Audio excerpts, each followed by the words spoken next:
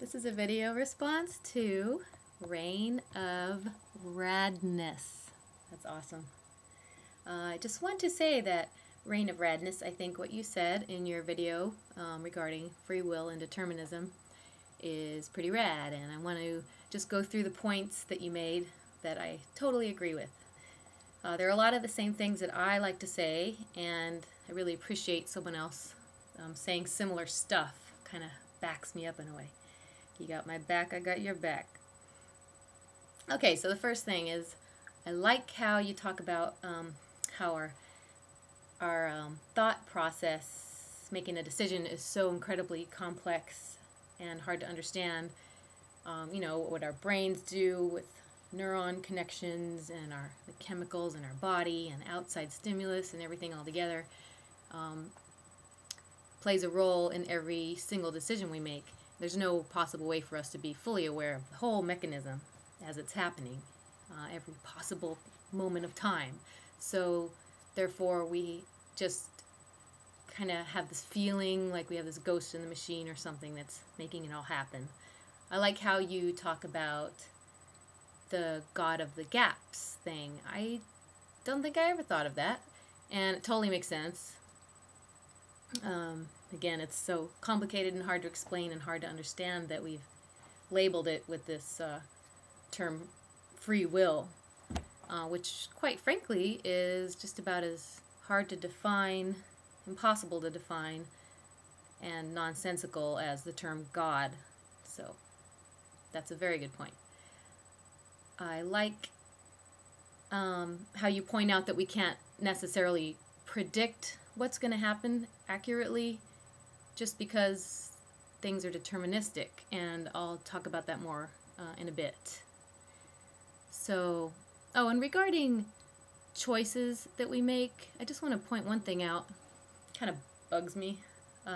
It seems like most every video I watch about determinism and or free will, people tend to talk about decisions only as the kind of the big deal things, like I get to an intersection and I have to decide which way to go, or see, I got my nails done today, I had to decide what color to get.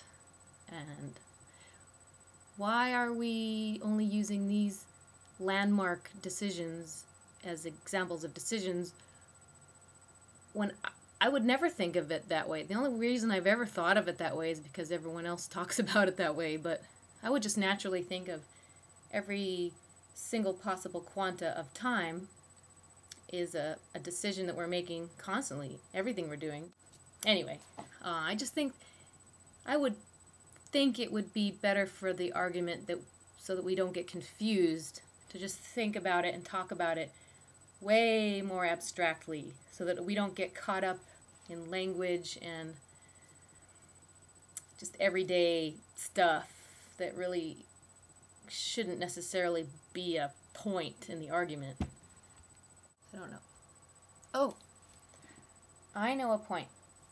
I was just talking to a very well-respected math professor who I like very much, and was kind of trying to gently talk him into understanding determinism because he just had never thought of it.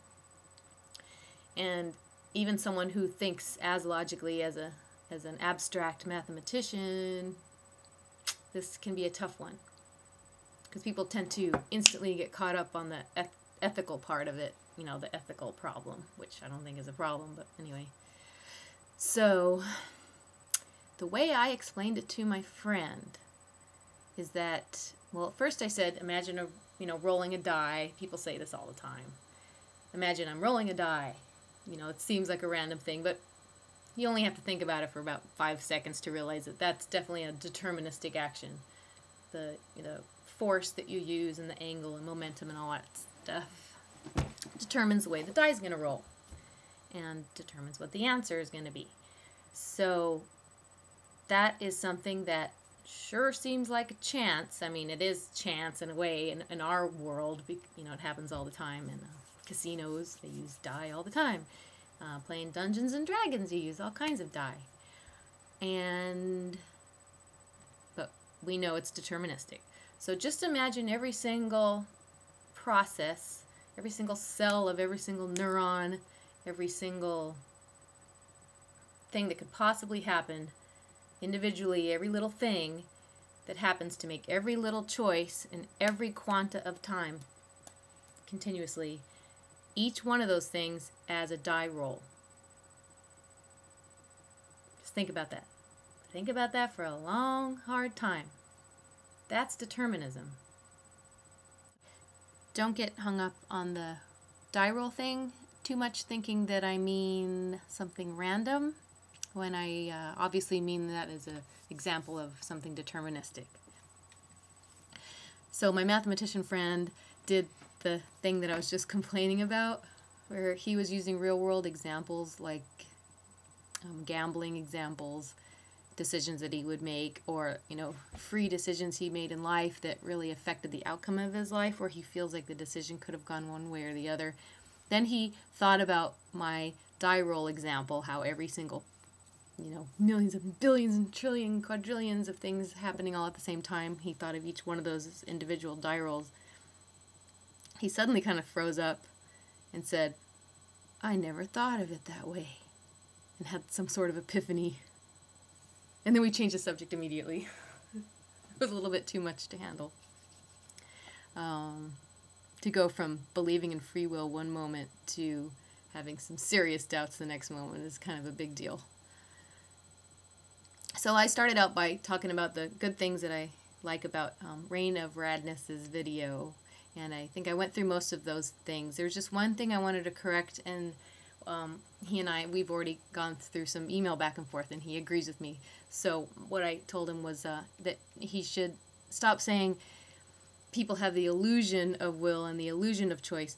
Determinists usually speak as if we have will and we have choice, and we make choices, we make decisions. We just don't have free will or free choice.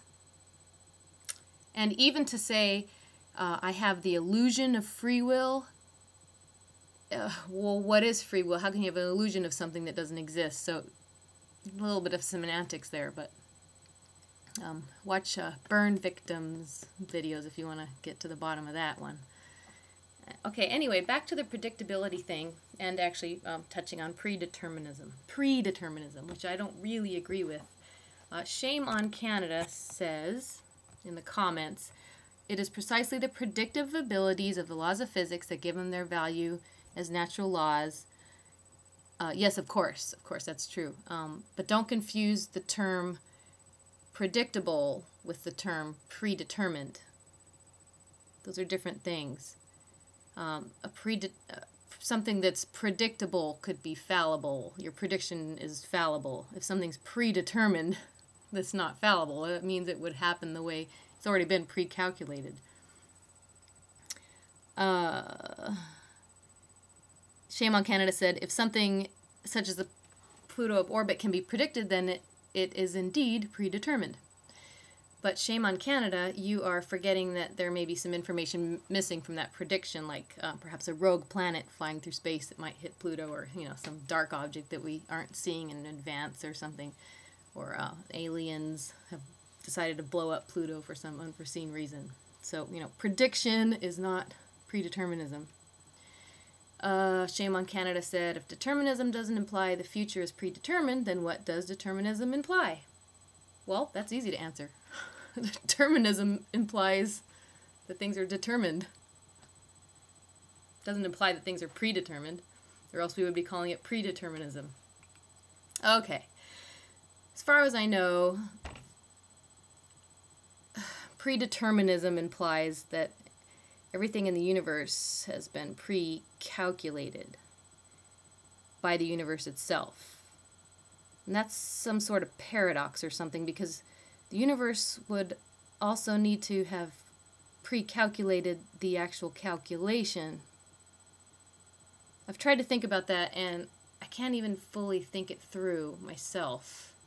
And I somehow doubt that most people, including Shame on Canada, have actually successfully thought this one through as well. I'll get back to this. Shame on Canada says, "Its implications for the future may not be relevant or useful, but but it is most certainly fixed. What's fixed? Pluto? I think Pluto may be mad about being demoted as a planet and may fly off out of disgust. So I wouldn't be so sure about Pluto sticking around after we've treated it.